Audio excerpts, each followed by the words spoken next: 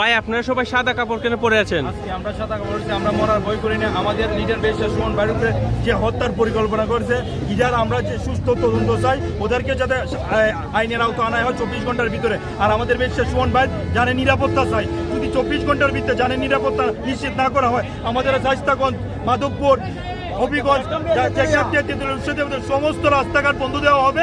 রাস্তাঘাট বন্ধ হবে, আন্দোলন আর কঠোর পরিসর হবে।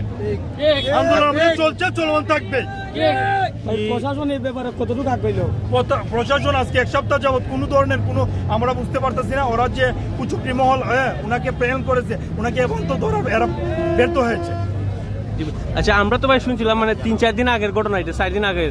আমরা তো শুনছিলাম প্রথম দিক থেকে যে 24 ঘন্টার ভিতরে কোনো মানে এরা কোনো পদক্ষেপ না নিলে মানে যে কোনো একটা কিছু করা হইব। মানে এখন মাধবপুর, এখন শাইস্তাগঞ্জ, তারপর হবিগঞ্জ চলছে, সিলেট চলছে, সারা বাংলাদেশ আন্দোলন হবে। বক্তব্য কিন্তু সারা বাংলাদেশও আছে, সারা বাংলাদেশে আন্দোলন চলবে। এই আন্দোলন আর কারো কিছু প্রশ্ন দিও কিছু